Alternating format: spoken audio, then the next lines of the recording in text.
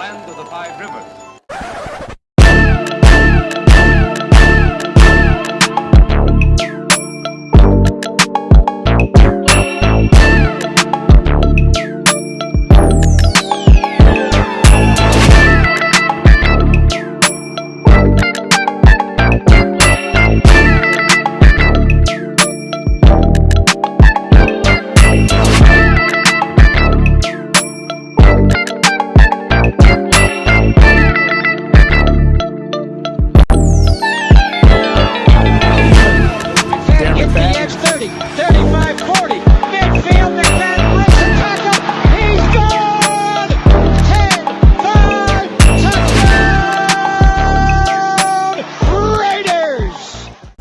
Years ago, when we came to Los Angeles, I really believed that the greatness of the Raiders would be in its future.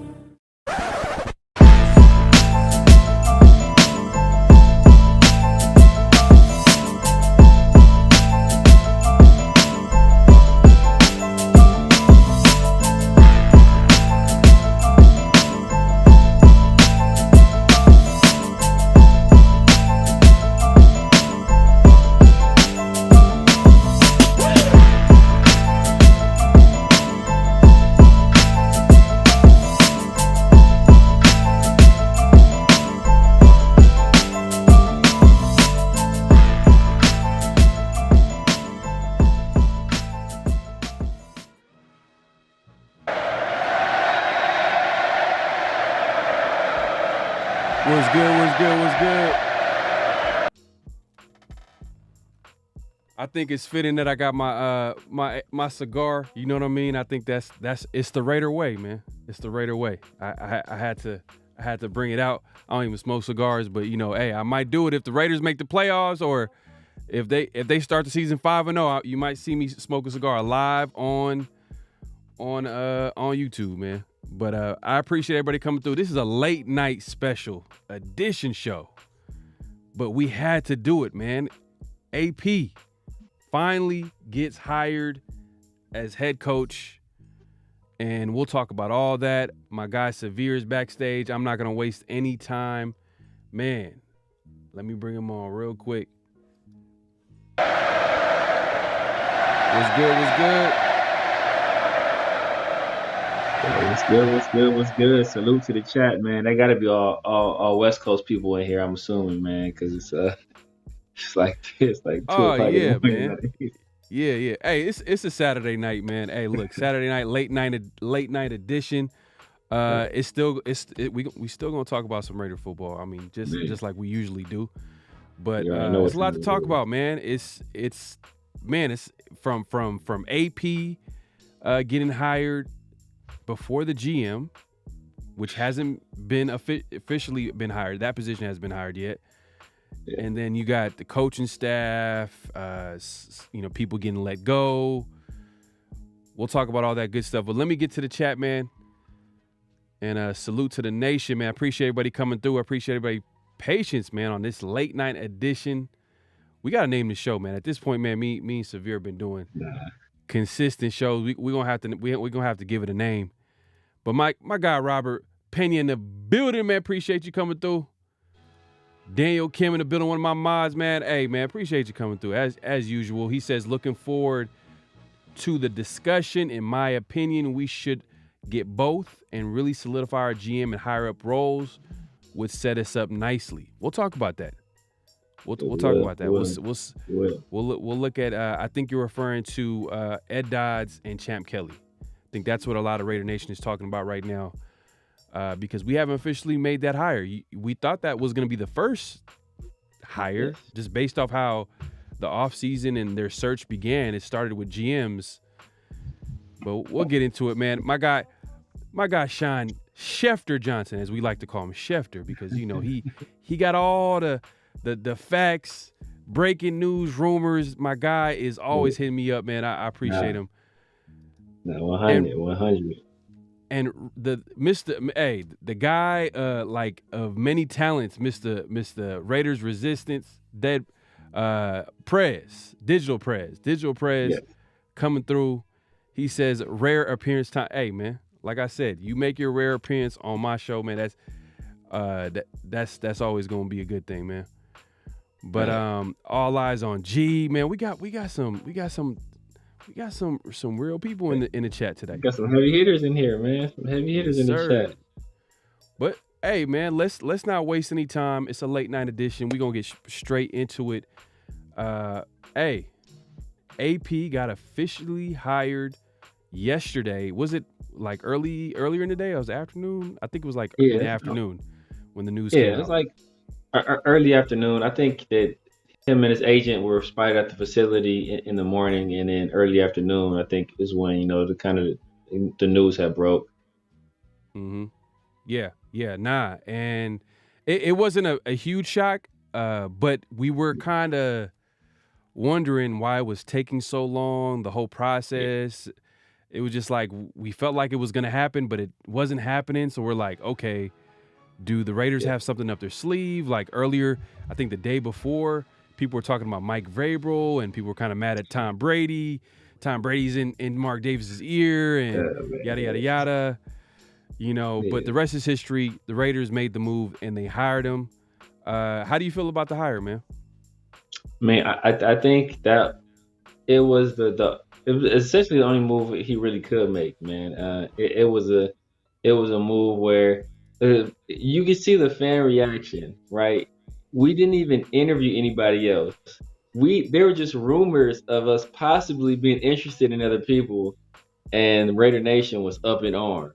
So imagine had we not hired Antonio Pierce, the backlash that Mark Davis would have faced.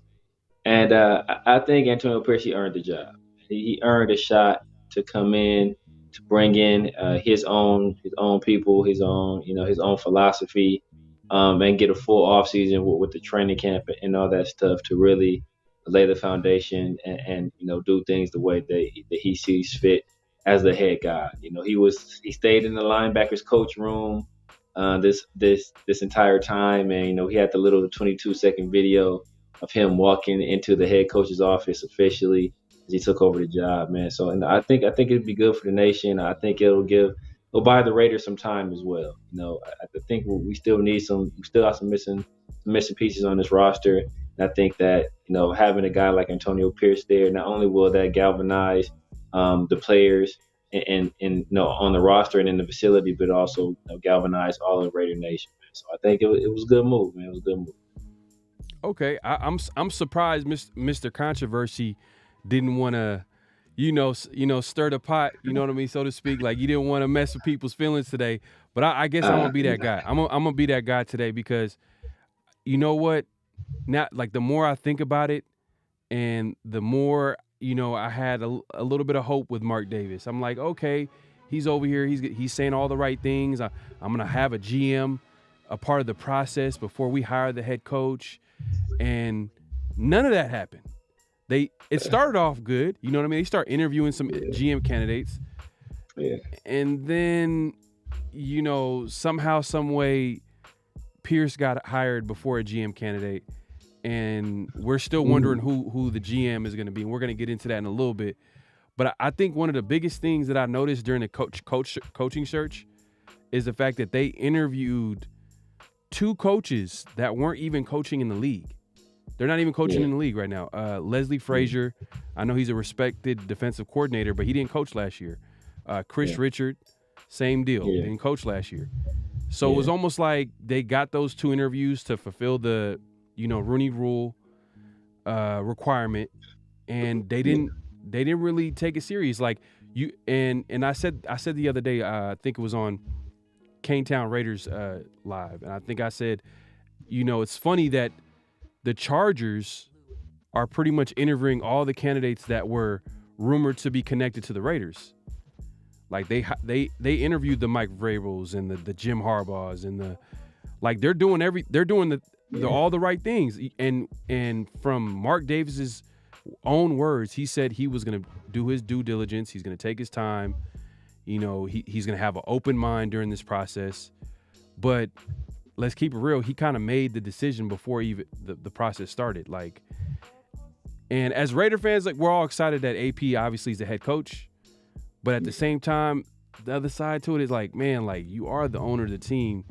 there should be some type of structure. You should have just interviewed some other candidates to at least just double check. Like, you never know. Like, maybe you might have been blown. You could be blown away by another candidate, whoever that might be, because they might have a plan that could blow you away as far as like what the Raiders' future can look like. But instead, he already just predetermined.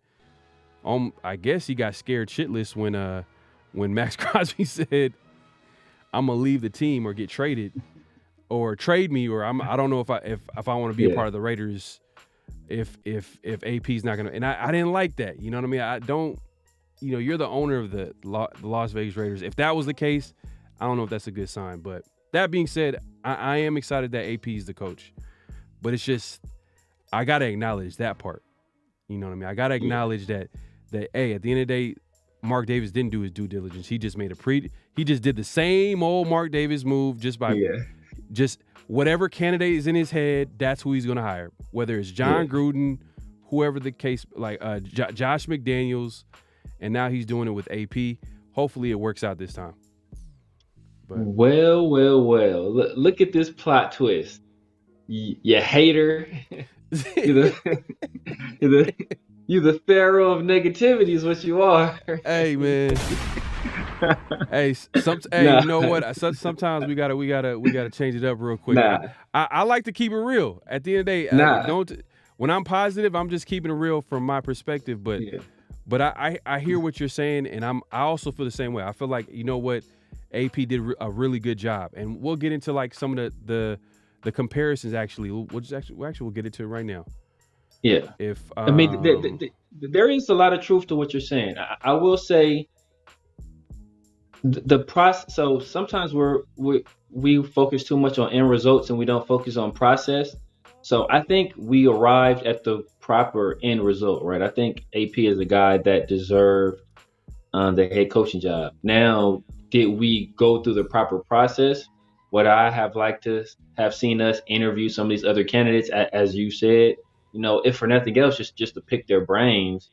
You know, that I think that would have been valuable, especially if you can, you know, take what a veteran guy like a Jim Harbaugh, hey, you know, what his plan would be, or a guy like Mike Vrabel, you know, both these guys who have had success in the league. And if you take that knowledge, internalize it, and then maybe that's some knowledge you can impart on your rookie head coach. There's some of these nuggets that you took from these veteran guys. So, you know, I would have liked to see a more thorough process.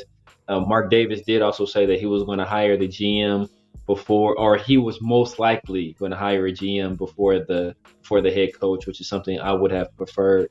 Now, he might have, in essence, have done it already if he does just keep Champ Kelly on, because Champ Kelly was involved in or sat in all of the interviews. So maybe Champ Kelly does end up being the guy, but I would have liked to have seen him, you know, kind of you know, carry through on what he said he was going to do in terms of hiring the GM first. Yeah, and the reason being is that it just smells like dysfunction again. You know what I mean? It smells like Mark Davis doing the same thing that he did before that didn't work, where he's making decisions where he has let's be honest, no business making. Like he should hire someone that's more qualified to make that decision, meaning a football mind that he pretty much said. But he went ahead and hired AP, and you know, I don't know. Hopefully it works out. I'm not trying to be Mr. Negative, but let's look at the positives. You know what I'm saying? Look, as you can see, it's pretty obvious. Pierce was a definite upgrade from McDaniels last season. Like you could just 5-4, 3-5 points per game. You could see it 22.95. Even though offense still needs to be upgraded, you could tell it was a big difference on offense as well as defense. Look at that. It's a touchdown difference. Turnovers per game. You know what I mean? Look, we're averaging 2 turnovers a game under McDaniels and less than a turnover with Pierce. So we're protecting the football. We're taking the football more. Sacks, you can see he's up. Penalties was below. You know, like it's just on every facet. He was better in every area. Every area. So I understand why like everybody's excited about Pierce, and I am too. But we can't just ignore that. Like, man, like how did we not interview all the other candidates? Like you would think that. I thought we were gonna hire a GM first, and now we're kind of, you know, well, hopefully this will be just, hey, hopefully everything will work out and this will just be nothing and we don't have to worry about like, you know, Mark Davis making a terrible decision. I think Yeah. I'm excited. You know what I mean? I think everybody's excited about AP, but we can't ignore the fact that like he literally did the opposite of what he said he was going to do. Oh, I'm gonna hire a GM first so you can help me hire a coach. And then I don't know what happened. If you think about it, they kind of start off that way. If you think about it, they start off looking for GM candidates, start interviewing, and I think after that Max Crosby, you know, podcast comment, it went straight to, from there it went like, okay, we gotta interview AP, and then, you know, the rest is history. They went. That's no way to run your franchise, man. That's no way. Like, you can't be overly influenced by what your players are saying. No, they should have input, but you can't be over influenced by what they say. You can't be overly influenced by what the fan sentiment is either. And I think Mark Davis, he's influenced greatly by both of those factors. And I have issue with that. And I'm usually a defender of Mark Davis, but I do have a huge issue with that, man. So when you're the owner of the team, you should be like I get a feeling he's scared to not be popular. So he's going to go along to get along in certain situations because he wants to be beloved by the fan base. He wants to be revered, and I think so. Sometimes he'll bend in situations where maybe he shouldn't be bending. Like, and in this offseason, you had some of the greatest coaching candidates ever. Like, we talk about this being a great quarterback draft. This is a great head coach offseason. You got young guys, Ben Johnson, Bobby Slowick. You got Ajiro from the Panthers. Then you got the vets like Vrabel and Jim Harbaugh and of course Bill Belichick. And to not bring in any of these people for an interview, not even have a cup of coffee with none of these dudes, like that is like borderline malpractice. Now, I agree with the hire of AP, but like I said, just because we arrived at the correct result doesn't mean that the process was proper. Right. And now we're at, now we're still looking for a GM. We thought it was going to be Champ Kelly. It made sense. The Athletic reported that like literally, Champ Kelly was in the building this last week. Signing free agents, like pretty much with his personality. Like he literally was part of the interviews of the coaches that got interviewed this week as well. Yeah. So everybody everybody in the, now I won't say everybody in the building, but a lot of people in the Raiders building thought that, Champ is going to be the guy. If AP is going to be the guy, then Champ is like the most logical guy that's connected to AP would be the GM. But for some reason there was a holdup, and that holdup is basically Ed Dodds. Ed Dodds is his main competition at that GM spot. How do you feel about Ed Dodds, man? Like as a GM candidate, would you be happy with that hire compared to Champ Kelly? I will be extremely happy with that hire, man. And this is not a knock against Champ Kelly, but it just compare their resumes.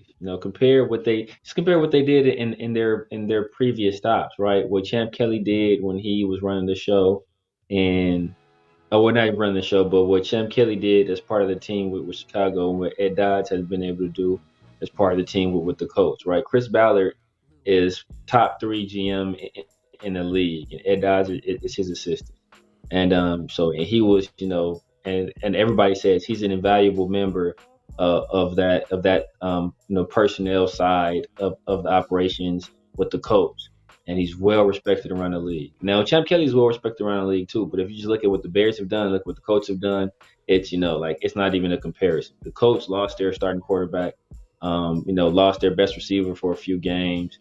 I think Jonathan Taylor reported late and they still routed off, a very good season, and were very, very close to winning that division and going to the playoffs. So, and the Bears are, they're the Bears. So, it's no, and people always bring up that Antonio Pierce is a Raider, and that was like that's one of his big selling points. But Ed Dodds he grew up a Raiders fan, worked for the Mm-hmm. Raiders, and Yep. actually work for the Raiders, right? So if we talk about this stuff, we want to like keep the Raider way and return to the tradition of the Raiders. Like, well, the last time the Raiders were a really good team, Ed Dodds was in the building. Mm-hmm. So if we want to return to that greatness, like this is a guy that will have intimate knowledge of the tradition of the team because he grew up a fan, and as well as he was part of the last time we were really a really dangerous team in this league. So, man, I'd love to have Ed Dodds. Yeah. Now Ed Dodds, his background is intriguing because he was part of some talented teams that built through the draft, brought him some good players. Whether it was the Colts, I remember that 2021 year. I think they had probably like the most Pro Bowlers that year. It was either 2020 or 2021, I think, and he was a part of that, bringing in guys through the draft. I mean, obviously he wasn't the final decision maker, but he was one of the guys that was evaluating talent in that building. Also, if you even go further, Seattle, he was in that building as well. Think Legion of Boom, and he Yeah. and he got his start, like you said, with the Raiders. So there's a connection there. He's familiar with Al Davis. He's familiar with Mark Davis. So, and it seems like he would be a good fit to be in that building. But it's like it. There was a report. I think Vinny. I'll try to pull that up. Vinny pretty much reported it. He Benny he said that Bonsignore? there's a feeling around the league that the Raiders are trying to get both Champ Kelly and Ed Dodds. Now, I don't know. I don't know if that's gonna work. Do you think that might be a case of too many chefs in the kitchen? Yeah, yeah, man. That's definitely too many. Like it's you always want to have good football people around, but then you have to like, what's the hierarchy going to be right there, right? Is Mm-hmm. Ed Dodds going to be the guy that has final say, or is Champ Kelly going to be the guy that has final say? I mean, I'm Right. getting tired of this opaque process that the Raiders have in terms of the drafts, right? We never truly know who was the final decision maker, and based on whether or not we like the pick and whether or not we like the person, it is kind of determines who we attribute the blame to or the credit to, right? Like we don't like Josh McDaniels, so it's Josh McDaniels' fault that we didn't get CJ Stroud instead of it being Dave Ziegler's fault, who was like the GM, who should have final say on that kind of stuff. Like Mm-hmm. we thought John Gruden was bad at personnel, so it was him that wanted Alex Leatherwood, as opposed to no Mike Mayock, you're the GM, you should be conducting the draft and making the draft pick. So I wanted to finally have it where we are like say, know what, hey, this is our GM. This is the guy that's responsible for the players we bring into this building. And if you have a co-GM situation, know that lacks clarity. Yeah. Nah. And there's gonna have to be defined roles. Like there's gonna have to be defined roles. Someone's gonna be the person. There's gonna have to be someone that knows for a fact they are the final decision maker. It can't be a situation where like, oh, there's two GMs, co-GMs. I think that's Exactly. just gonna be a recipe for disaster. And I think Mark Davis knows that. And I think someone I forgot where I seen this, but I think this makes a whole lot of sense to me. Ed Dodds is not gonna come to the Raiders unless he's the GM. Doesn't make any sense. He's already an assistant GM with the Colts. So if he's coming to the Raiders, it's going to be for a higher position, whether it's a GM, president of football operations, whatever you want to call it, it's going to be the final decision maker. So I think if he's coming to the Raiders, it's going to be for that. And I think Yeah. if it's a situation where both Champ Kelly and Ed Dodds come, I think Champ Kelly's probably going to be on the loser end of that situation because as much as he deserves an opportunity to be a GM, if he were to agree to that situation, it just would be the same role that he had with Dave Ziegler, and where he was the assistant GM. Yeah. So I'm not sure if he wants to do that. You know what I mean? But at the same time, where does he have another opportunity? You know what I mean? To be a GM somewhere else. I know he had an interview early on. I think he got interviewed by the Panthers. But other than that, it's kind of been a little bit quiet on that front. And I think this is let me go pull this up right here. This is where Vinny, if anybody missed this, Vinny talked about this earlier today. He says feeling within NFL circles is that Raiders could be eyeing a front office that includes Ed Dodds and Champ Kelly. I wouldn't be mad at it though.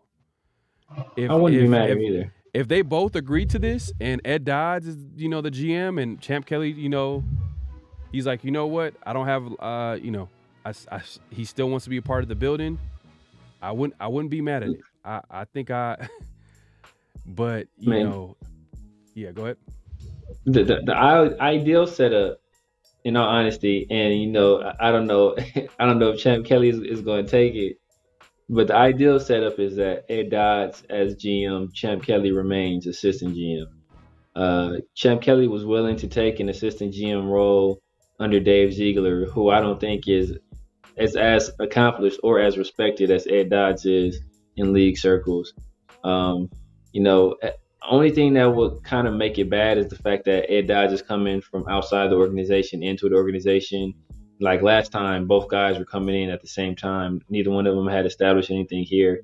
But Champ Kelly is already in that assistant GM role. Technically, he took over on an interim basis, and if he doesn't get another GM job, in the NFL, like where else would he really go? So I don't think he, would he just want to leave and go somewhere else to be assistant GM? Possibly if he felt scorned, but Ed Dodds is a guy that had Josh McDaniels not demanded, him and Dave Ziegler as a package deal, Ed Dodds would have probably been our GM already. And we probably would have brought in Champ Kelly again as assistant GM under Ed Dodds, much like we did with Ziegler. So we just pressed pause on that process for a year. But I think that hierarchy with him as assistant GM, Ed Dodds as GM, I think that would be the ideal situation in my opinion. Yeah. Now, it sounds good on paper. We just talked about Ed Dodds, his background. I'm like, man, we could get him in the building. I like it. Champ Kelly, it sounds good on paper. But like I said, the Raiders haven't hired a GM yet. There's a little bit of a holdup. And what's being reported is that there's a split in the building on who should be the GM. So you got Vinny saying that, they're probably trying to work to try to see if they can put them in, hire both. But then there's also either it's Ed Dodds, whether it's Champ, and the guy that's behind Ed Dodds' corner is none other than your favorite guy in the building. Better be Ken Herrock. Raiders advisor Ken Herrock has also done consulting work for Athletes First, according to team and league sources. According to league sources, Herrock has been one of Colts assistant GM Ed Dodds' most adamant supporters. Like Pierce, Dodds is represented by Athletes First. Man. So if you guys are not familiar with Ken Herrock, he was part of, the decision making and bringing McDaniels in. Obviously, Mark Davis was the final decision maker. He was the guy, but he was a big influence in hiring McDaniels. And he was actually the one that admitted that they didn't even ask McDaniels what happened in Denver. And now he's still 80-year-old Ken Herrock is still in the building, still part of the interview panel with Mark Davis and Sandra Morgan and a couple other people in the building. But when I seen this, I was like, oh man, I like Ed Dodds, but now I kind of like him a little less because Ken Herrock is saying it, man, this dude's track record. If he was a big influence on McDaniels coming to the Raiders, I'm like, what? Come on, man. I'm leaning towards man. to Champ Kelly, man. That changes everything. Nah, man. Man, look, the dog, even the sun shines on a dog ass twice a day. What does it say? What was this the saying? Or a clock is right twice. Even a dead clock is right twice a day. This could be one of those times where Herrock was right. Herrock could have it right here. But no, and I think there's a sentiment, because Champ Kelly took over the job late in the year that he kind of deserves it. And like what like there wasn't really a whole lot to do toward the end of the year. I know he mentioned that. I think that the biggest acquisition was the Jack Jones thing, but I kind of attribute that to Antonio Pierce. Like we picked him off of waivers. Nobody else in the league, or we were like 18th in waiver claim or something like that. So I mean, 17 other teams passed on him. I think all 30 teams would have passed on him had we not put in that waiver claim. So Yeah. I think that was more of an AP thing. I think Robinson was a solid pickup, but it wasn't like a whole lot that he really did or could do, because after the trade deadline, like the roster had already been set. So It's like risky. It's GMs earn their. This is when GMs earn their money, right now. The scouting, right? Like whether it's NFL scouting or college scouting, like it's the draft, it's the move you make in terms of trades. Like this is the GM's time, right? Like this is where they make their money. Like come August, September, that's when the head coaches are supposed to be making their money.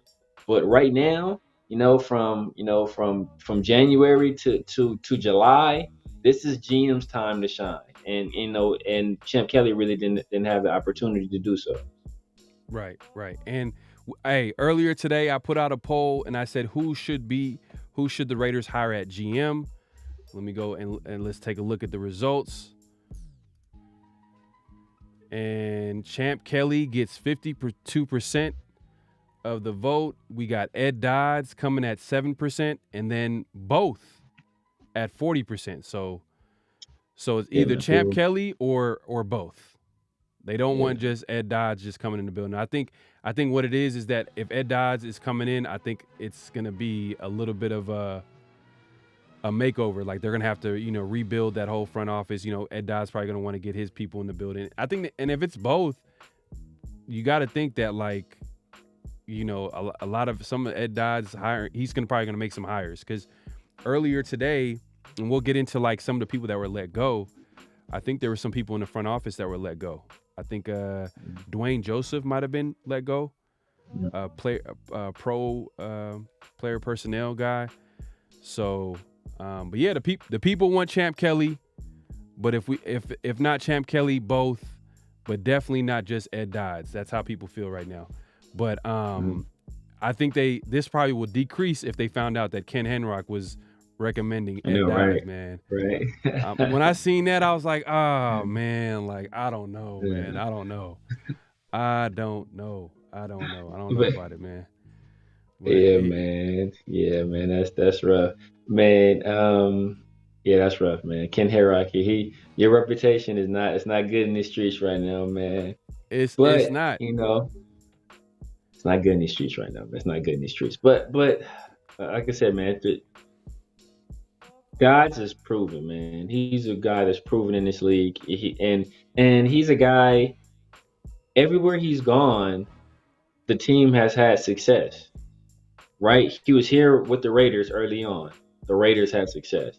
He was intimately involved. And I think you even sent me something where it says like he was like a lot of the credit for building the Legion of Boom goes to Dodge. Like that team won Super Bowls, should have won two, or won a Super Bowl. Part of the credit, he was in the building. I don't want to give him most of the credit because he wasn't the final decision maker in the building, but he was part of.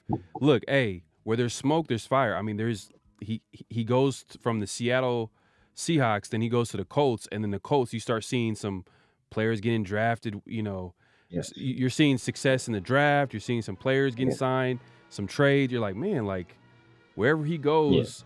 And I think it's who's the general manager for the Colts. I think he really respects him. Chris Ballard. Yeah. I think Chris Ballard I think he came from the Seahawks building. I believe, and he brought Ed Dodds with him. Possibly. I think it might have been a situation like that. But let me get into the chat, man.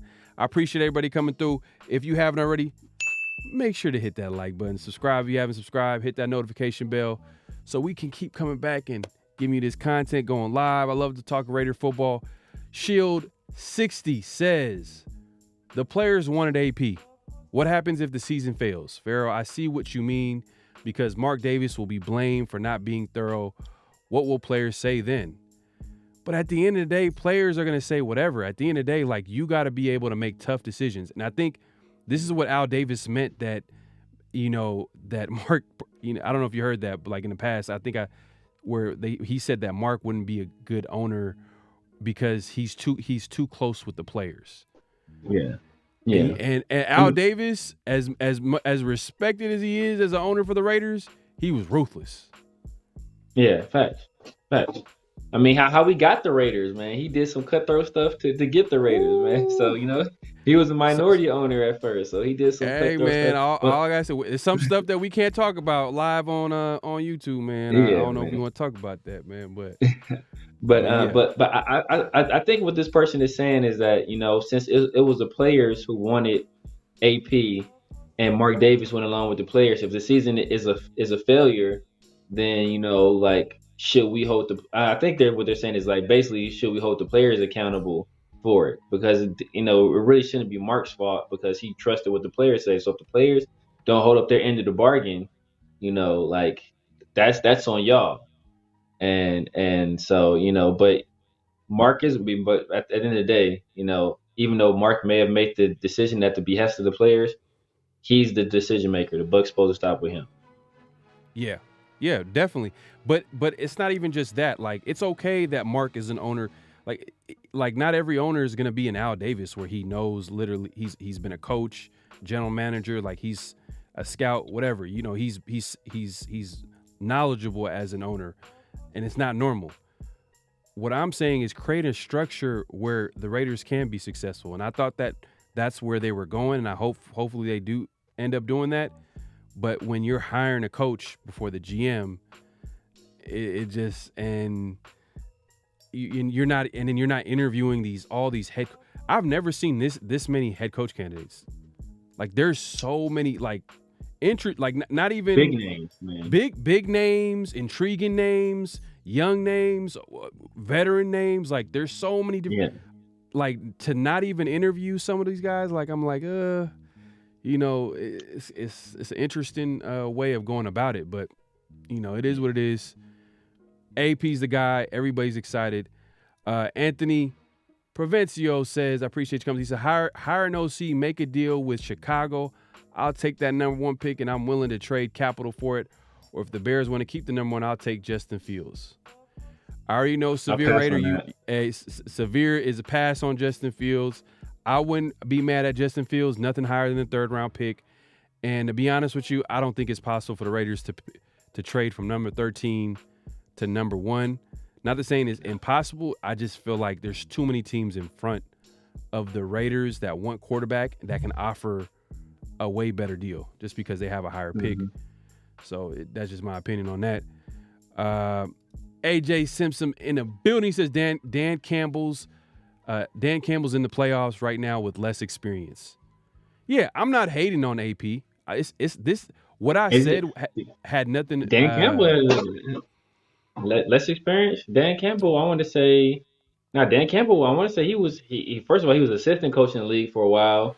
He was interim coach with the Dolphins before, and then I want to say he was a coordinator as well. And then this is like his 4th year as head coach of the Lions, 3rd or 4th year. So I mean, he had experience. He had more experience actually as a coach in the NFL than Antonio Pierce.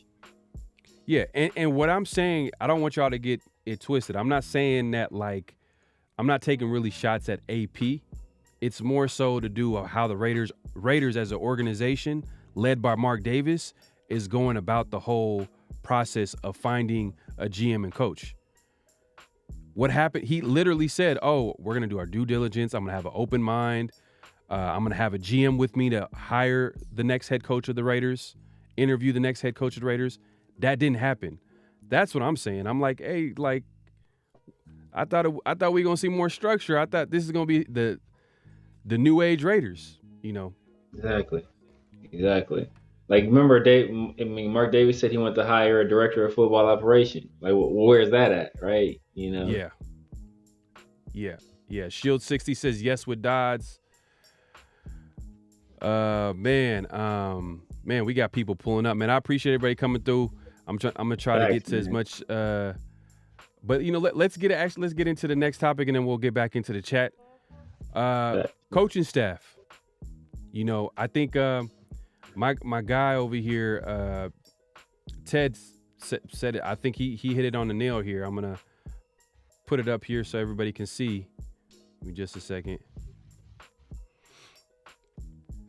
And like my guy right here, this guy, Mr. Film guy right here. He says next up for Antonio Pierce is one of the most important jobs for a head coach. Putting together a great staff, needs to retain Patrick Graham if he doesn't get a head coach job, and do a thorough search for an OC. CEO or defensive-minded head coach don't typically survive a failed OC hire. I agree, man. Like, if he misses on an OC, a guy like AP, I think he's on a short leash. Let's be honest. Just because he's a linebackers coach going to head coach, like it's already risky as it is, and I think the patience for AP, I think Raider Nation is going to be able to give him patience, but I'm not sure if Mark Davis is going to be able to give him patience, because he had to like really look away and not interview the Jim Harbaughs, the big name coaches. You would expect him to interview him, but he didn't even do it. He didn't even do it, man. It's like, Mark Davis is like that guy. He walking in a club with his girl, and it's booties everywhere, and he just straight ahead. I ain't even looking over there. I'm here with you, baby. And that was Mark Davis with AP. And so yeah, man, that's interesting, man. And if you look at it, because people keep bringing up Dan Campbell, you look at Dan Campbell, his first year, I want to say, in Detroit, Anthony Lynn was his offensive coordinator, and it was an unmitigated disaster. And then he fired Anthony Lynn. He brought in Ben Johnson, and Ben Johnson. This is year 2 for Ben Johnson, I want to say, but year 2 for Ben Johnson. And instantly, Jared Goff started playing better. The offense was better. Amon-Ra St. Brown was one of the better receivers in the league. And then this year, they're a playoff team, won a playoff game. So, that offensive coordinator position, and technically Dan Campbell he should be an offensive minded guy, but he's like a CEO type. He was a tight ends coach previously, but he's more of a CEO type, much like Antonio Pierce, who was a linebackers coach, technically defensive minded, but he's more CEO type. So Dan Campbell, he failed his first go around with Anthony Lynn. He got it right the second go around with Ben Johnson. Hopefully, Antonio Pierce doesn't have to go through that first year with the bad OC. Or he kind of did with Bo Hardegree already. So you brought up this point in the past, but who's going to have patience for that? Mark Davis. Mark Davis is going to have patience for that. You know what I'm saying? So, because he's the guy that's hiring and firing, and for whatever reason, if he gets frustrated and he's like, you know what, because he's doing something different with AP. He hired him, but he is a linebacker coach. He doesn't have that much experience, but I'm not sure how much patience he's going to have with AP if it doesn't work out early on. But we'll see how it works out, man. Right now, like Ted here says, like the biggest thing is they need to hire. They need to figure out the Patrick Graham situation. Right. And it's been reported that Patrick Graham interviewed last week for the Chargers head coaching job. And then on Wednesday, he interviewed with the Seahawks. The guy, look, like it says right here, Graham coordinated the league's top defense in the final 9 weeks of the season following Antonio Pierce's takeover. Yes. So the league is taking notice.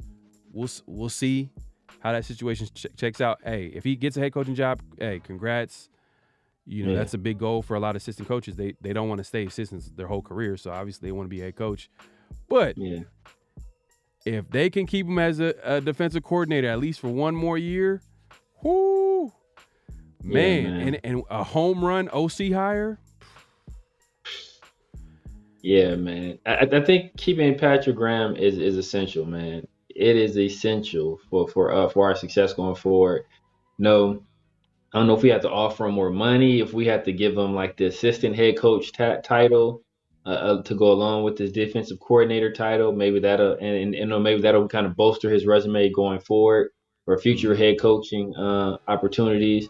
But whatever we need to do, we need to make sure we keep him. We're kind of fortunate this year because, like we were saying before, first of all, teams usually prefer to hire offensive-minded coaches. They rarely do they want to hire defensive-minded guys.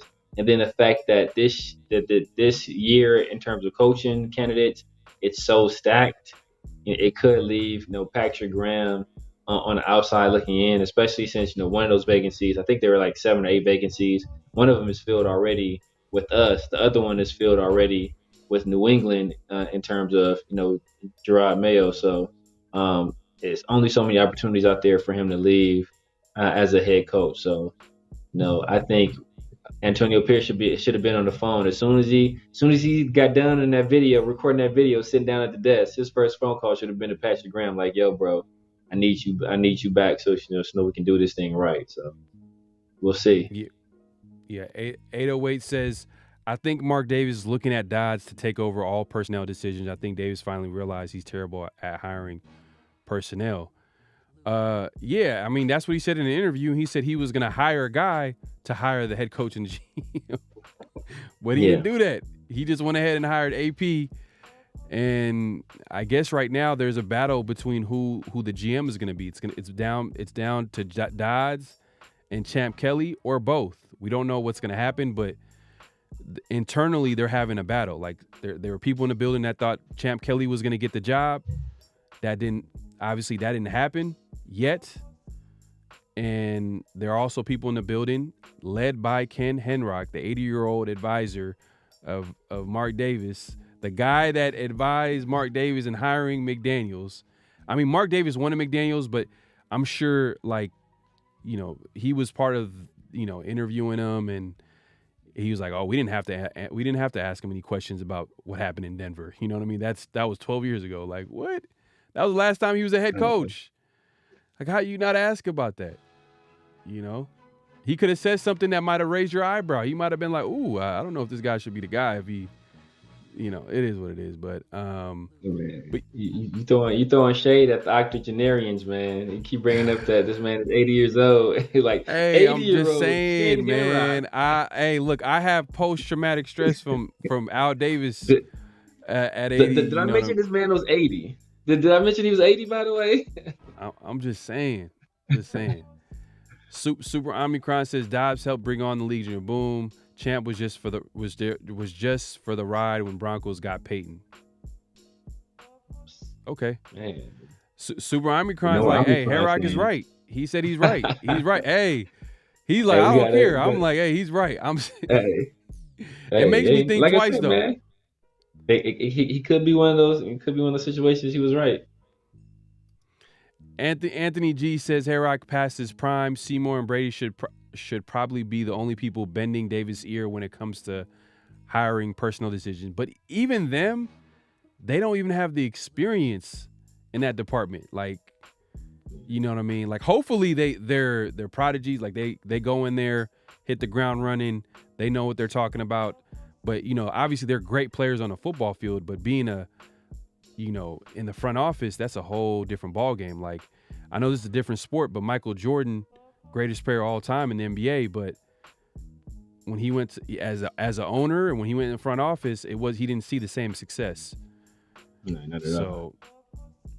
Yeah, man. But AJ Simpson says John Madden was a linebackers coach before he was a head coach, just like AP. This is the Raider way.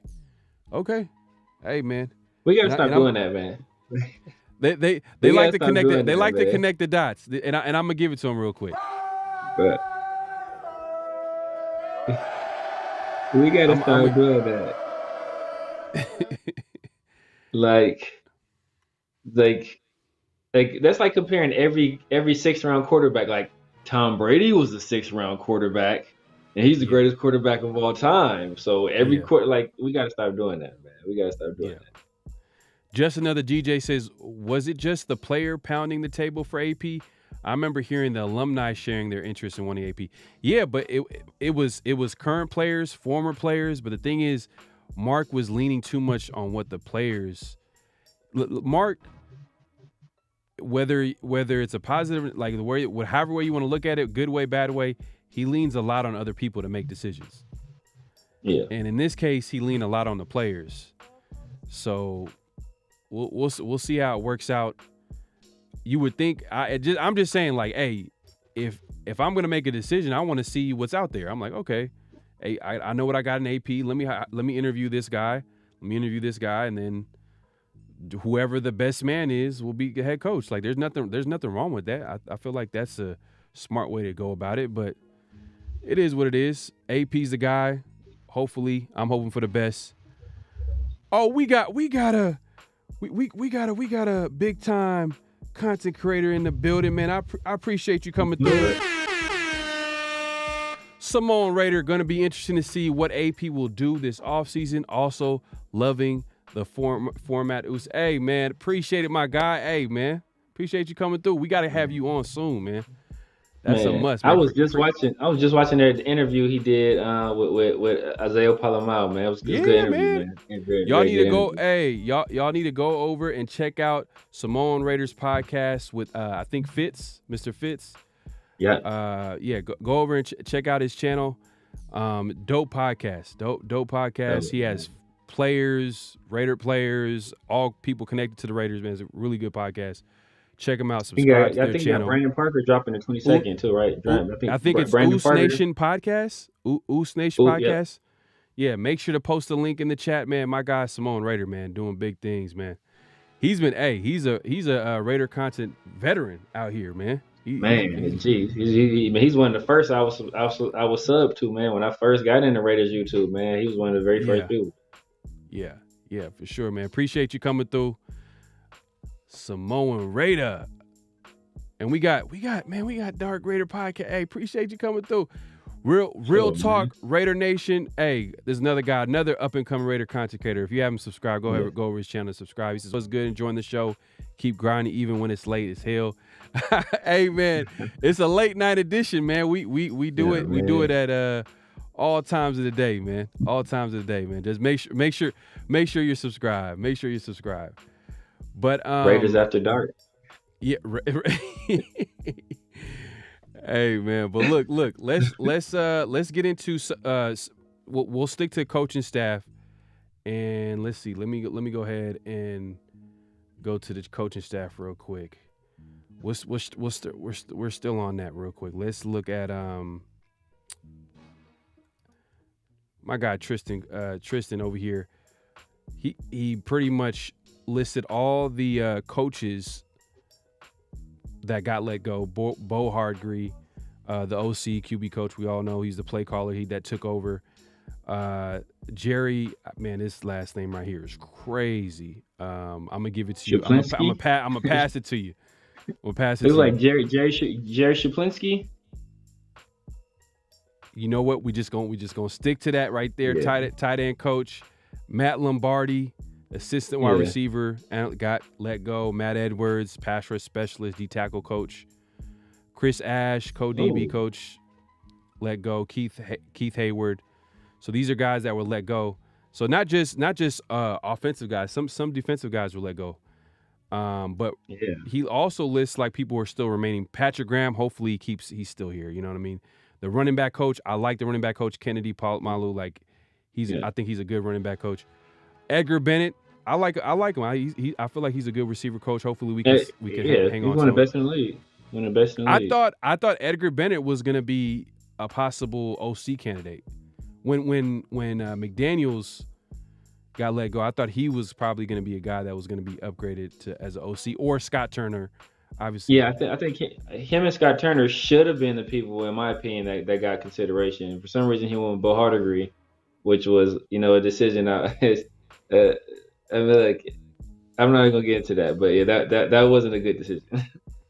Wasn't a good decision, but yeah. So there's a few guys that's still on the staff, and we won't really know until like what time will tell right now. So like I think I think AP is gonna he's gonna go ahead and do his due diligence, put together a staff. You know what I mean? Because he is now the official head coach. You see that video that the Raiders Yeah, media posted of him just walking into his office because he didn't yeah, move. If y'all don't know, like AP didn't actually move into the head coach office when he was named interim. He told Mark Davis that he wouldn't move into the head coach office until he got the job. And he did. Fast forward, he did. I thought that was pretty dope. Where he walked in with black Air Forces. If you know, you know. exactly. Have the Black Air Force energy. Yeah, no. But yeah, man, hey, let's get into let's get into notable quotables, man. Notable quotables, man. Like this is your favorite part of the show, man. Like this is where you come in and you take over right here. But this is actually just off topic. I think with AP getting hired, people kind of like didn't notice that Devonte Adams, he had a recent interview. Shout out to them. I think it's two G's in a pod. I think it's like James Jones and I forgot old girl's name, but they have a podcast. And Berthel Harris. I think she's part of. I think she works for the Raiders, right? I think she works for the Raiders. So, but let me go ahead. Yeah, let me go ahead and play the clip. So, if you want to give people the intro of like what's being talked about before I play the clip. So they were asking. I mean, it was a kind of a wide ranging interview with Devonte Adams, and one of the things he talked about was why the season didn't go as well to start off last year. What were some of the reasons behind that? And he, one of the things he hit on was the offense we were under Josh McDaniels. System itself made it hard enough for us to succeed. You need a Tom Brady or Aaron Rodgers to go in there and have your quarterback and your team hit on every cylinder that consistently. With that offense, it's just a nickel and dime offense. That's the way it was played and the way that he knows how to play it. But if you have a rookie quarterback who doesn't have much experience, or a guy who doesn't have experience throwing the ball a certain type of way, all the way up the field, getting 5, 7, just a bunch of first downs. You need explosive plays in this game. System itself was. So it was doomed to fail. That's you know what I mean. That's what I heard. That pretty much it was doomed to fail.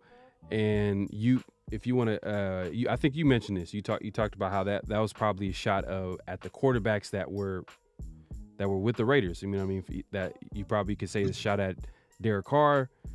Obviously, Aiden O'Connell, he's a rookie. He's not going to have as much experience as a Tom Brady. But I'm like, man, like, it's like, come on, man. Like, what are they saying in these interviews to hire? Like, it's Josh McDaniels such a bad hire. I mean, I like, how did they not like have asked the right questions and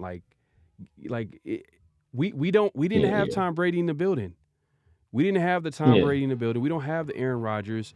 Respect to Derek Carr, you know what I mean? Solid quarterback. He's all right, depending on who you're asking. But he's not those quarterbacks. And but I think he was taking a direct shot at Josh McDaniels, Derek Carr, and Jimmy G. That they caught strays right there. Yeah. I think when you have that kind of offense, right, and that's essentially like most of the West Coast offense is essentially that same foundation. No. But Josh McDaniels' offense is not West Coast offense. It's not strictly West Coast offense. But that's the thing about Josh McDaniels. He takes something from everywhere. It's some Eric Coryell, some West Coast offense. It's some it's another one whose name what offense I forget what it's called right now. He takes something from everywhere, but his offense is based on timing, precision, and basically taking what the defense is giving, and getting the ball out of the quarterback's hands as quickly as possible in most of those situations. So there's not a lot of not a lot of deep threats in that offense. And with the right quarterback, like you don't need a Tom Brady or Aaron Rodgers. You just need a guy that's going to run the offense the right way.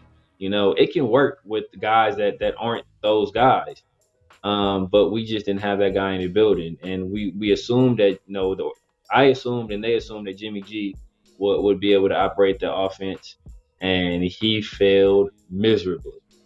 And Right. and it was just all down. And if they got the quarterback acquisition right, things might have gone differently, possibly.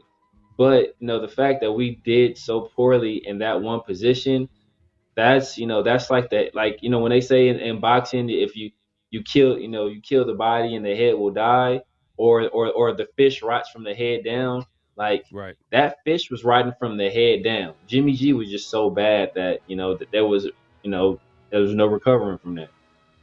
Yeah. Yeah. Not and it just kind of spoke to the struggles of the offense. I thought that was an interesting clip by Devonte Adams. And check out the interview. He was, Devonte Adams, he doesn't really hold back. He's pretty Nah. he's pretty straightforward, but he doesn't say it in a way where it's crazy, but he's pretty honest. And Yeah. at the end of the day, like, it kind of confirms what we already knew. Like the quarterback play was terrible. You know what I Yeah. mean? It just didn't work. And that's why you can have an offense with Devonte Adams, Michael Mayer, Jacoby Myers, all these guys that you would think that would be productive, and it not be as good as you want it to be because the quarterback wasn't getting the offense, whether it was a veteran QB, aka Derek Carr, Jimmy G, or a young rookie QB, even even Brian Hoyer. You know what I mean? Like, hey, at the end of the day, like, he was the guy that's been in the offense for so many years, but he's not as talented as the Aaron Rodgers and the Exactly. Tom Brady. That's why it was Exactly. never going to work. He could know the offense. He could stay on the Yeah. sideline. He could be that assistant guy, but when it comes to be on the field, like, we seen that pass in Chicago where it hung in the air and Jalen Johnson took it all the way to the house. Like, I was like, when I seen that, I was like, man, how is this guy on the football field? Like, come on, Yeah, bro. man.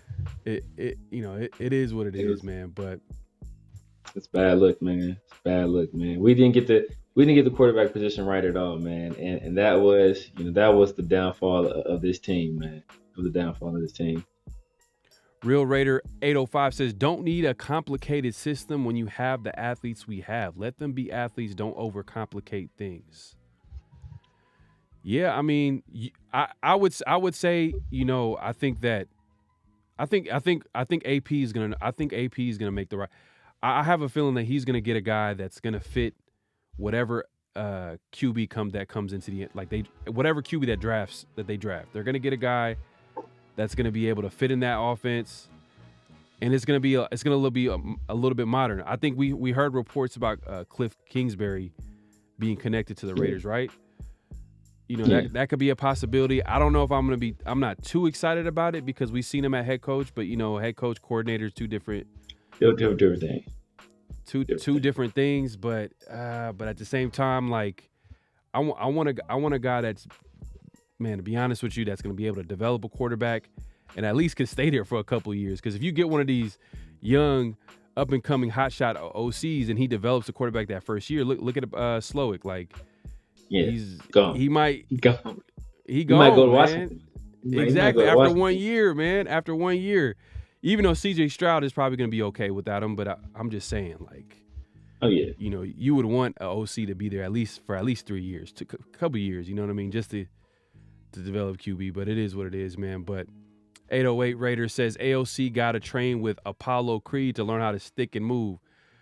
Yeah, man. Bro. I don't know. I mean, I think it's It's not not gonna in happen. there, man. It's not not there, in there, man. bro.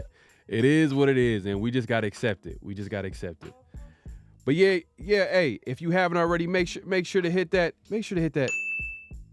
like button, subscribe if you haven't subscribed, hit that notification bell, and you see my guy Severe Raider right here, up and coming content creator. Go over to his channel, as you can see on the screen, the Severe Raider. and follow him all over social media, man. This guy's, I call him Mr. Controversy because he, but it's not because he's not spinning facts. It's because he's not afraid to say what he wants to say. So, you might get you mad, but at the same time, like if you think about it a little bit, you're like, all right, I see where he's coming from. But yeah, go ahead. Probably go ahead gonna and get you mad. he's probably gonna get you mad. He's not doing it today. I think I'm the guy right today. I think I've been Nah, man, messing. yeah, you definitely. It's a plot twist today, man. It's this, Yeah, it's this late, everybody it's this excited late about night AP. show, man. It's you know what, it might be it's the late night edition. That's It's what late happens night, when it's man. late night edition. Kalibbi says Hoyer is a definite low tier QB at this point. He a D plus or probably a C in his prime.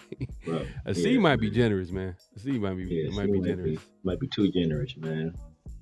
Just another DJ says that offense was meant for Tom Brady to come back and run that offense. McZeeler had no real plan after that. Just throw something against the wall and pray it sticks. That's the thing, bro. Like,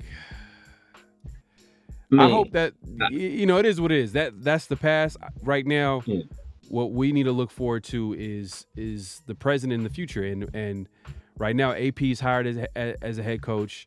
We need to figure out who that GM is. It's between Kelly and Ed Dodds, according to reports, and it might be both. Vinny's saying that there's a the rumor, there's rumors saying that the Raiders are trying to go after both. If Jim Harbaugh goes to the Chargers, I think Ed Dodds interviewed last week with the Chargers. I think that's a good spot. I feel like that might be a spot for him. Yeah, man. I ain't gonna lie. I'd be anything a division rival does. I'd be like, man, I hope it's like the worst move, like franchise altering. You lose every game after. If they go to the Chargers and the Chargers turn this thing around in 1 year, oh man, that is gonna look so bad, man. That is going to be definitely like, it's going to definitely be that. Like Mark Davis was going to definitely take some hits for that, man. Definitely take some hits. Even if it's a situation where everybody said, you know what, you have to, like they'll do that. They'll be like, oh man, you definitely gotta do this. They do it with high round draft picks all the time. Like, oh, you gotta draft this guy. This is the guy, you have to draft him. And then later on, they're like, man, this is the biggest bust, one of the worst drafts ever. How does this guy still have a GM job? Like everybody was saying, he was a consensus top pick. Now I picked a guy, like perfect example, Jonathan Abram, right? Like Jonathan Abram was consensus. Like most people had him as a number one safety coming out that year. And everybody's like, oh, how do you draft Jonathan Abram as the first safety off the board? Look, this guy's terrible. But like all you guys said, he was a number one safety. So it's like, it'd be like that, man. It'd be like that. So just to segue to the next segment, what's real, what's not? If you don't know, I'm going to say a statement, and you guys in the chat, everybody that's watching, obviously Severe, you guys respond if it's real or it's not. And this statement right here, the Raiders are going to draft a QB in the first round. Is that real or is it not? I'm gonna say that's real, man. I'm gonna say that's real. I think AP, especially if AP and Champ, I think they'll be aggressive. I think they'll go up. I know they got Jaden Daniels earmarked. That's my guy. Been saying it for the longest. I think if we can get up to like 4, I know you kind of had 3 as the destination. I think if we can get up to 4, I think we have a realistic shot at getting them. Yeah, and I think it's probably going to depend on the OC. I think depending on the OC, it's going to really tell you, like, if it's going to be a veteran OC, you could probably see it go either way. I'll say not, because the Raiders are picking number 13. They got a ton of teams in front of them that are going to be picking, that can possibly pick QBs. A lot of the QBs that they want are most likely going to be taken. And on top of that, like, the Raiders might know this beforehand and maybe target a veteran quarterback. You already heard Devonte Adams in that same interview mention Kirk Cousins.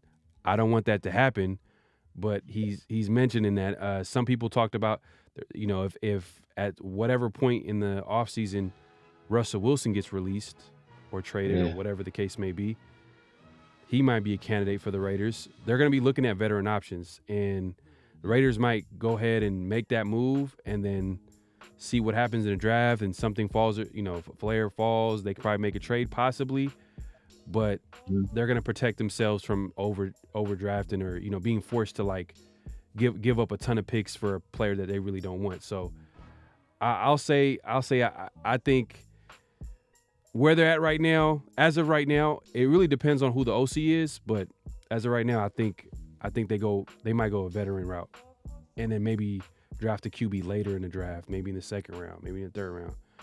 You know what I mean? And go and target because if you got all these quarterbacks getting taken all in the top 10, that means there's going to be some pretty good players that's going to drop, like whether it's offensive line, whether it's corner, high value positions that I feel like the Raiders can easily. Well, let me ask you this before we move on, right? So most people, in most people's opinion, and maybe even yours, if we had a quarterback this past year, most people think we were a quarterback away. So if people think we're a quarterback away, why not go up and get that quarterback? We seen what CJ Stroud can do in his first year starting. We seen what Anthony Richardson was on his way to doing his first year starting before he got hurt. We see what Jordan Love is doing in his first year of starting, even though his developmental track was a little bit different than those guys. But we see what he can do in his first year of starting. Like, no, that could be us. That could be us. Right. Yeah, no, and I agree. Like me personally, I want them to be super aggressive in the draft. But a lot of things got to almost kind of fall their way. Like they got to hope that like someone's going to be willing to make a move. And I talked about this in a previous live. I don't know if it was the last show or another person's show, where I said, hey, look, like the opportunity is probably going to be at number 3 or 4. Yeah. Meaning that like at number 3, you got the Patriots. Number 4, you got the Cardinals. Those are two teams that are kind of rebuilding. They're rebuild mode. And you can probably entice them depending on, and it's a lot of it. You got to wait till draft day to make this type of deal because you got to see how the board falls because, it's like a lot of people talking about Jane Daniels or whoever their quarterback is. At number 3, you got the Patriots. Obviously, they could easily go quarterback, but they got a lot of different problems with that. There's they got a lot of needs. So what I'm saying is that if the Raiders come along and offer them like a couple of first round picks, probably more, depending on what they ask for, but they're going to be willing to listen to that, and there might be a possibility Raiders can move from 13 to 3. We got to figure that out. We might do that in a future show. Maybe look at what the compensation will look like from moving from number 13 to number 3. But I think it's going to start at number 3. I think the Bears going to pick a QB first overall pick, and then number 2, Commanders definitely going to be picking a QB. But you think so? Yeah. Well, they're going to have a new head coach. So yeah, they got a new head coach. I think so. I think they have new ownership, so they want a fresh start.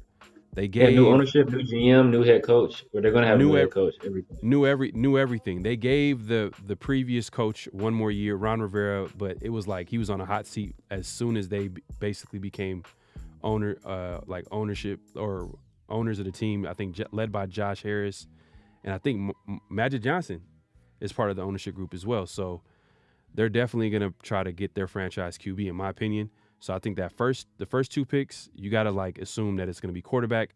But at number 3 or 4, I feel like that's where I feel like the Raiders could actually make a deal, in my opinion. But but that's a lot. Look, I'm saying all that. A lot has to happen. Basically, the Patriots are going to have to be willing to do business. You know what I mean?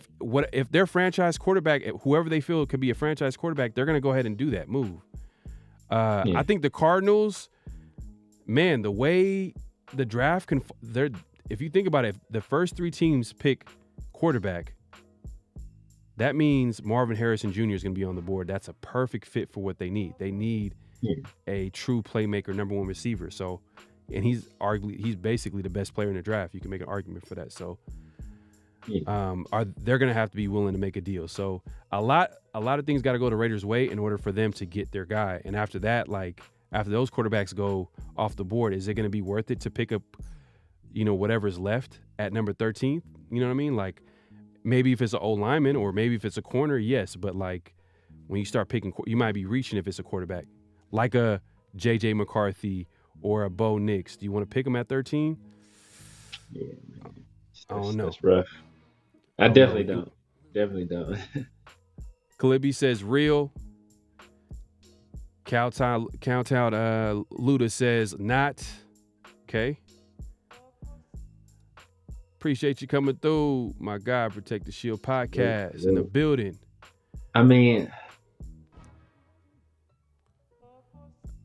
Real Raider 805 says real, but won't jump to number 1 or 2. Don't want to give up that much capital. Hey, bro, it's gonna be capital. It's gonna be expensive regardless, man. It's gonna be expensive. It's gonna be capital for sure, no doubt. It's gonna be expensive. AJ Simpsons, he agrees. He said, "I say trade up for Daniels like your life depends on it." I'm not mad at it. I'm just saying the likelihood of it happening is it's not high. So the Raiders got to be prepared for that. I feel like free agency is made for like preparing you for the draft, like so you could be able to move around in the draft and not force any picks. But we'll see how it goes. But let's move on to the second one. I think this is the one that you wanted to say that you told me before the show. Yes, sir. So I'm asking, will Antonio not ask, just it's a statement. It's a statement. Oh, okay. I'm saying the newly minted head coach of the Las Vegas Raiders, Antonio Pierce, will get Coach of the Year looks next year. Consideration.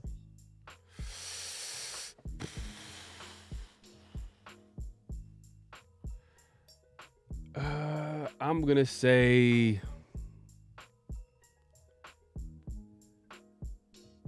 that means like if he gets Coach of the Year, that means that the Raiders go like 12-5 at the very least.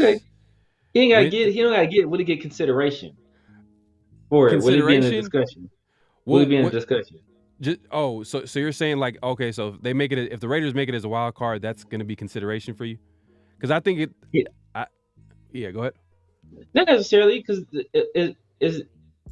I mean, not necessarily if they make it to the wild card where would he get consideration? I mean, I think he has to do a good enough coaching job, where people will get him looked. I think getting the Raiders to the playoffs probably would get him consideration, but not necessarily. Okay. I mean, I feel like if they win the division. If the Raiders win the division, I feel like if they go to the playoffs, they were 8-9. They're 8-9, so there's already like kind of like I don't want to say there's an expectation, but if they win the division, for sure. And I'm not sure. I would say wild card before division. Not like I have to wait. It's too early. It's too early right now. It's too early. It's way too early. Like we got to see the coaching staff. We got to see the free agency. We got to see the draft before we make our prediction for next year. But if you're gonna say yes, did you say yes? You're gonna be positive today? I'm gonna say he's gonna get consideration. I think when you look at these off-season awards, a lot of them they like to have stories and narratives behind them, and I think Antonio Pierce. Thank you, not Jada. But I think Antonio Pierce. I think that's a very interesting story. Hell no. But Antonio Pierce is an interesting story. I think there's lots of storylines there. His Raider roots, and then how he got the job and all that stuff. So I think like the media loves that type of stuff, and a lot of these awards are like media-driven awards. They're voted on by the media, so I think he'll get consideration if the Raiders are good enough next year. So that's me saying Antonio Pierce is going to have us being good enough next year to even garner consideration. I'm Mr. Positivity, y'all. Okay. Mr.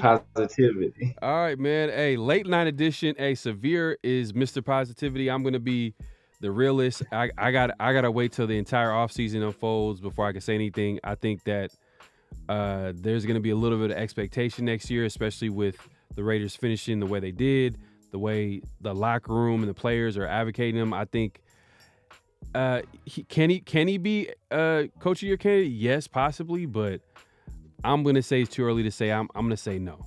I don't think he's gonna be a coach of the year. That means I'm telling you right now, if that you're basically saying the Raiders are gonna go 14-3.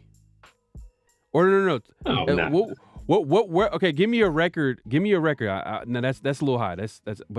Give me a record of what the Raiders would be, what the Raiders would have to go in order for Antonio Pierce to be a head coach of the year. Coach of the year candidate. I would say 11-6. 11-6 will be 10-7, 11-6. But 11-6, he'll get strong consideration. Very strong consideration. You said 11-6? Yeah.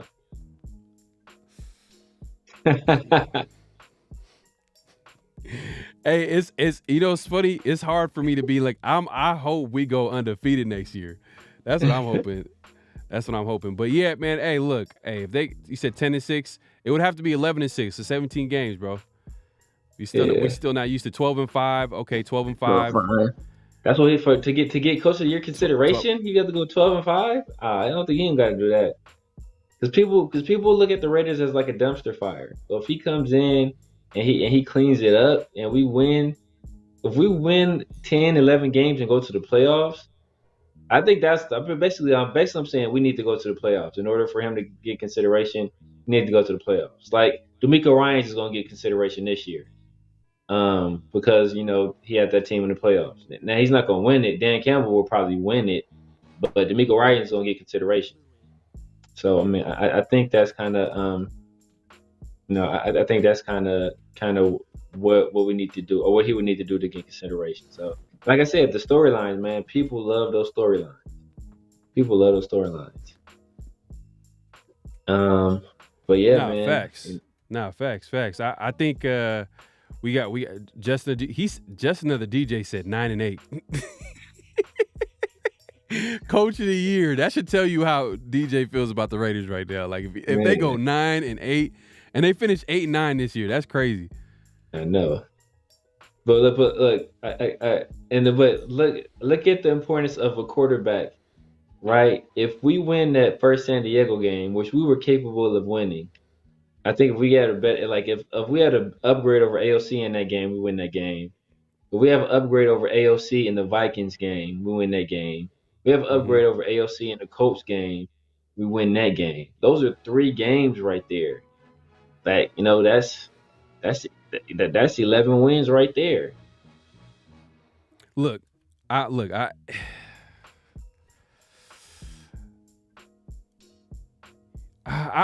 get it because I understand what you're saying too. It's just a lot has to happen because think about it. Imagine if the Raiders had a home, like they had a great free agency. They picked up Chris Jones, for example, or Jalen Johnson. They traded up and they got their quarterback of the future on top of keeping some of the key offensive players that are on offense. And we got some hot shot OC. And then Patrick Graham comes back. You see how there's expectations now? So now, like, that's what to me, in my opinion, that could probably hold back Pierce a little bit, like, because then now there's gonna be a little bit of expectations. Now that's why I asked, like, what would be the record for Pierce if, and you were like, as long as they make the playoffs, like Justin of the GJ said 9-8. I'm like, I don't know, man. I'm going with Real Talk Raider Nation. Hey, right here, man, like Real Raider over 805. 12-5, man. You're competing for that division. Like you're competing for that division title. But you might not get it. But what if the Chiefs go? But what if the Chiefs go this year though? Let's look. Let me look that up real quick. Chiefs went like 10-7, right? Chiefs, and hopefully they lose tomorrow against the Bills. Man, but both the teams I wanted to advance lost today, man. It was a rough day. They went 12 and they went 12-5. Chiefs went 12-5. It says 12-6. I think this might be including like the playoffs. Hold on one second. Let me. Nah, they haven't played. I mean, they haven't played a playoff game. Did they play a playoff game yet? No, they're 11-6. They went 11-6. And okay, 11-6. Okay, yeah. So was the playoff? Okay, so yeah.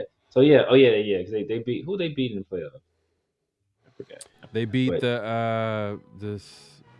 Oh man, who they beat in the wild card round? The Dolphins. Yeah, they beat the Dolphins.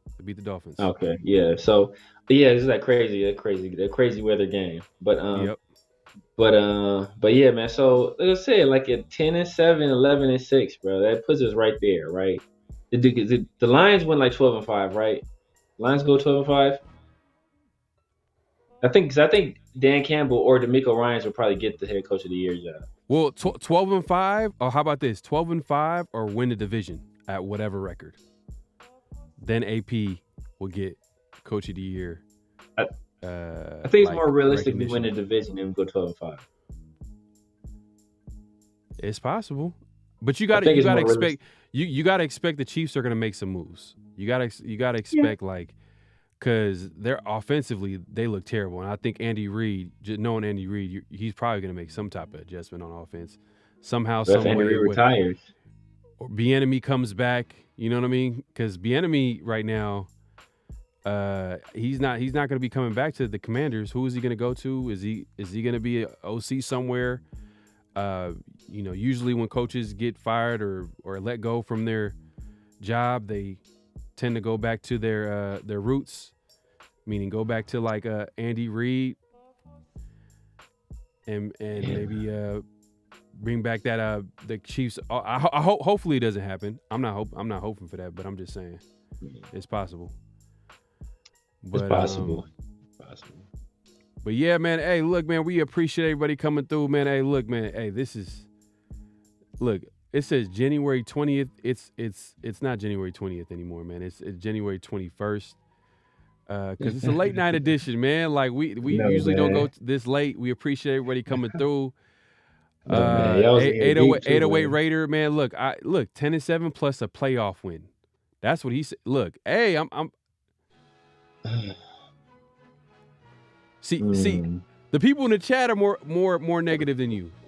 That's crazy. I know, man. Look at you. I'm severely negative Raider, as I was called, man. So severely negative Raider. I know what's going on. You know. Yeah, KC for sure is gonna make some upgrades, bro. They're gonna get a stud receiver. You know, a veteran receiver is probably gonna take a cheap deal to go play with them. They might draft another. You know what I mean? Like they're gonna make some adjustments because their offense looks terrible, and Andy Reid coached offense is not gonna look that bad for after this year. I mean, they're gonna make some improvements. So you can't just assume that they're gonna be the same team. But what's the receivers out there? I mean, I know T. Higgins is a free agent, but who else? I mean, they've been trying to get replacements for the longest. They tried Juju Smith-Schuster, didn't work out. Juju, he was productive with them, but he's trash. He's not that good. Yeah, Marquez Valdez. He's not bad, but he's just a one-trick pony. He's like a possession receiver. He's easily replaceable. It's like he's nothing special to me. Just another to get Severe's brother, Jaden Daniel. Oh, okay. Jaden Daniel in the draft. He wants to be a Raider. Hey, man, I hope so. I would love it, man. I would love it. I hope so. But yeah, I got to take a look at free agency. We're gonna get into all that, man, in the future, man. We're gonna have some shows about free agency. Yeah. It's a big off season right now. The Raiders right now are focused on who's the next GM for the Raiders are gonna be. Is it gonna be Ed Dodds? Is it gonna be Champ Kelly? Or is it gonna be both? We're gonna be finding that out within the next few days, hopefully.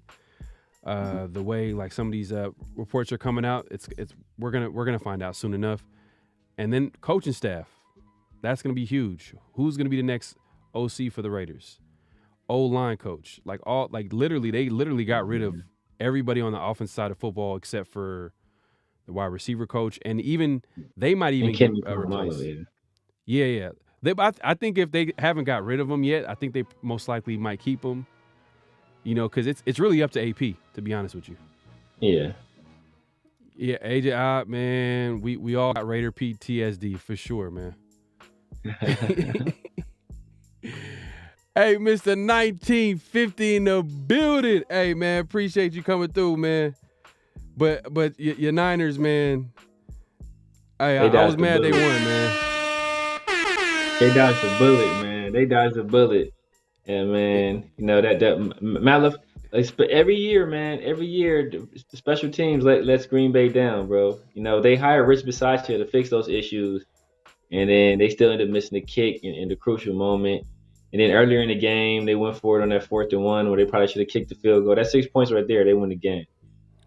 Man, Brock Purdy, man, like Brock Purdy ain't good, bro. He's not that Brock good, Purdy's not man. good, It was like it was night and day when I was looking at Jordan Love and him. It was just like they're making a lot of excuses for Purdy, like, oh, it's the the weather, it's wet condition, and his accuracy's off because he can't properly grip the ball. But then you look at Jordan Love, like this dude was just throwing dimes left and right, like he was. 2 more games, hey man, hey look, who they play? I think they're gonna play the winner of the Lions and who the Lions play tomorrow, and the Bucks. I think Lions gonna win that game. Yeah, but Lions gonna get that. I mean, look, if Jordan Love went in there and did that to y'all with Romeo Dobbs, who Brock Purdy? Nah, I'm good. I'm good. I'm good on. I'm good on Brock Purdy. Yeah, I'm good on Brock Purdy, man. Like it was a play, like and it was a play. I think early in the game, it was like Brock Purdy threw a ball to George Kittle, and it was like an inaccurate pass. George Kittle caught the pass, and then broke like 2 tackles and went for like 30-some yards. And then I think the very next play, Christian McCaffrey ran it in for like a 30-some yard touchdown. I'm like, bro, this is all you have to do to be quarterback for the 49ers now with Kyle Shanahan.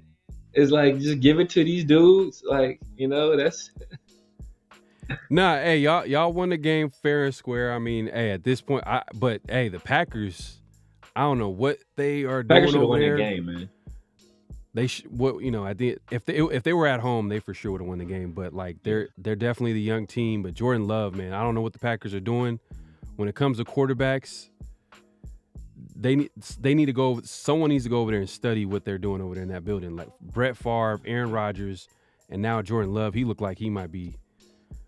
looks like he might be one of the best QBs in the league. I mean, it's too early to say that, but yeah, he looks nice out there, bro.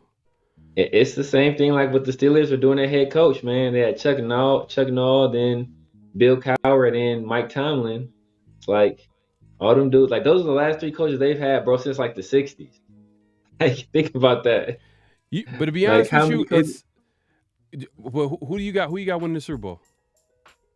I got the Ravens winning the Super Bowl. Yeah. I got the Ravens winning the Super Bowl.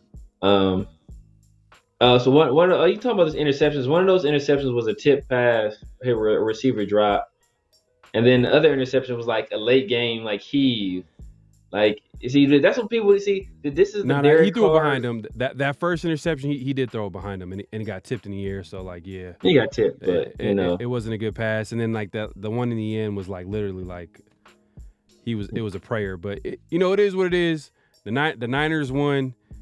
We'll see if y'all win against. Most likely, I think the Lions probably gonna take care of business tomorrow, and it's gonna be Lions and 49ers. I feel like next week.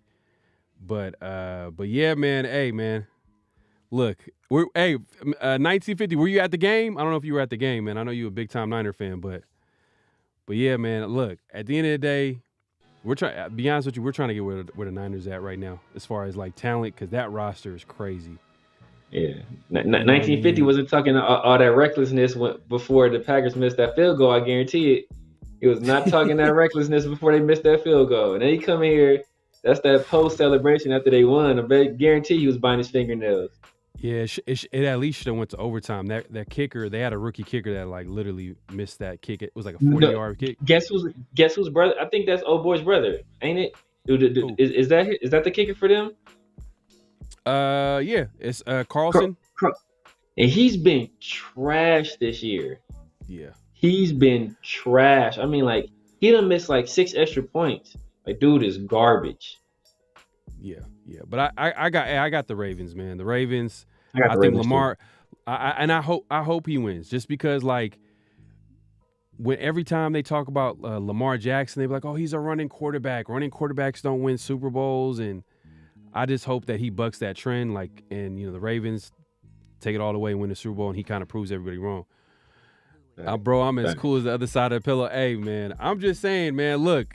After the fact, I'm sure now. Yeah, you was nervous watching that game for sure. Guaranteed. Because the whole time I'm like, because I didn't have no money on the game, but I was like literally, like that was one of the games I think I was on somebody else live, and we picked like the winners of each game.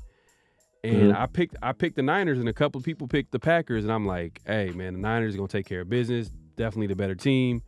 And I'm watching the game, and this dude, Brock Purdy, was getting me hella mad. I'm like, come on. And they were trying to make it seem like, I know the wide receiver, that got hurt earlier in the game. He hurt his shoulder. They were talking about that. They were talking about the weather. It's like they're giving a lot of excuses. But we'll see, bro. They've been probably one of the most consistent teams in the league. It's probably going to be 49ers and Ravens part 2. Part 2. We've seen that Super Bowl before, but I think Lions, Ravens. Lions, Ravens. You hear that 1950?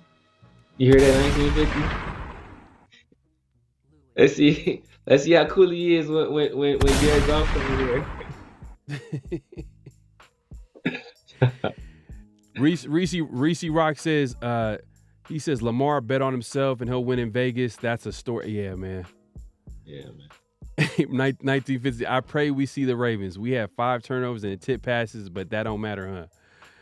Hey, man, this is a true Niner fan right here, man. True Niner fan. But hey, we'll see how it shakes out, man. You still got next week to worry about. Did the Ravens just stomp those fools out like a few weeks ago?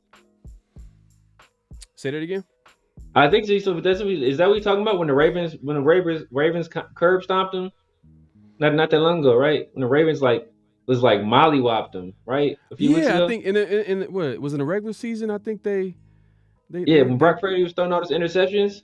Is that the game? Well, you know what? Brock Purdy doesn't have to worry about the rain. I don't think Brock Purdy has to worry about the rain. So he'll be playing indoors. So I think he'll play a better game than he did out in the But we'll see how it shakes out, man. We appreciate everybody coming through. It's a great show. We got into a whole lot of Raider football, and we talked a little bit about what happened today. I mean, were you surprised by some of the games today? I mean, I felt like all the teams that I thought were going to won. I wasn't surprised. It's a team, man. Like I said, ideally, man, I wanted two of my guys. I wanted Jordan Love, and I wanted CJ Stroud in the Super Bowl. Isn't it no hate? Y'all got curb stomped by the Ravens. I mean, it's just real. It just happened. That's what happened. They stomped y'all. Reese Rock says Niners played actual good teams, went on a 3-game losing streak. Niners not built to finish. Whoo! Oh, man. We're gonna give you one of those real quick, man. The Lions come in there and whip y'all, man. I want you back on. If the Lions come in there and whip y'all ass, man, I want you back here in 1950. See how cool you are. Hey, appreciate you coming through. Hey, you guys need to check out he's a content creator, man. This dude is gamed up. Go over to his channel and subscribe. This guy knows what he's talking about. Go over to 1950's channel, man. Mr. 1950, like you see it on the screen, and subscribe to his channel. The only thing I don't agree with him is he's a Niner fan, man. Sadly, he chose the red and gold. I don't know why, but it is what it is, man. It is what it is. But he's wearing, as you can see in the picture, he's wearing black and silver. But it is what it is. But appreciate you coming through. But hey, man, like I said, it's been a great show, man. We touched on a lot of different topics, and he's not done. He's not done. He says we will win a Super Bowl in your stadium before you do. They ain't gonna make it there. I hope that doesn't happen, because I know some Niner fans, man. They're not gonna let that go for sure. They're not gonna make it there. I do not want to see a 49ers Super Bowl. I'm gonna be honest with you. But we appreciate everybody coming through, man. Any last thoughts, man? Do you have a prediction of who the Raiders GM is gonna be? Man, my gut kind of says Champ Kelly. I prefer Ed Dodds. My gut is saying it. My gut is saying it's Champ Kelly. I'm hoping. I know you're not too keen on Cliff Kingsbury. I've been seeing Cliff Kingsbury for a minute now. I think just he has all the criteria you want in terms of his college experience, his experience developing quarterbacks, his NFL experience as a head coach. Creative offensively. I think he fits the bill, and I think he's a guy that won't leave after 1 year. So man, I'm just interested to see what we do with this staff, man. Very interested to see what we do with this staff. Nah, facts, man. I hope the Raiders make the best decision here. I like both Champ Kelly and Ed Dodds, but obviously Ed Dodds has that resume that you can't look away. But Ken Henrock kind of, he kind of like had me thinking like, if he likes it, then that means there might be something, some to it that I don't like. But it is what it is. We'll figure it out. Hopefully the best man gets the job, and we'll find out what the coaching staff is going to look like. And we're going to have future shows as well, so just be on the lookout for that. As you can see, The Severe Raider, go ahead and subscribe to his channel, up-and-coming Raider content creator. Find him all over social media, The Severe Raider. As you can see, my name, PharoahNFL. If you haven't subscribed, hit that subscribe button, like the video, all that good stuff. But we appreciate everybody coming through. It's been a great show. If we didn't get to everybody's message in the chat, leave a comment down below. I read all the comments, and I'll get to it as soon as I can. But I appreciate everybody coming through, man. Like I said, it's been a great show. Till next time, peace. Great Pharaoh, the gift of Troy is a fabulous fabric from the land of the 5 rivers.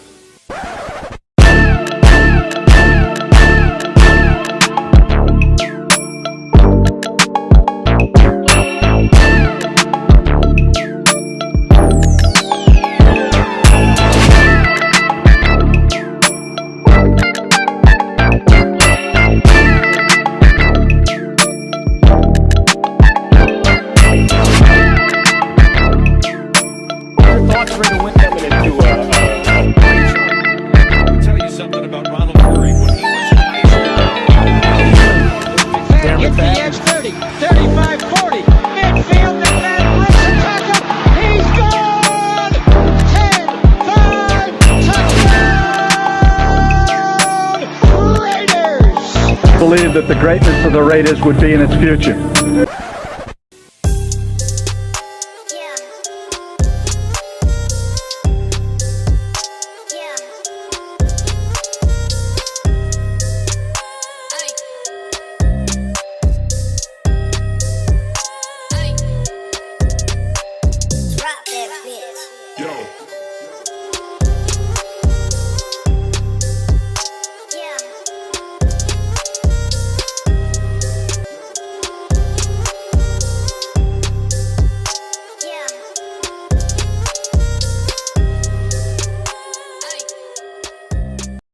Just win, baby. Hello? You play to win the game. You don't play to just play it.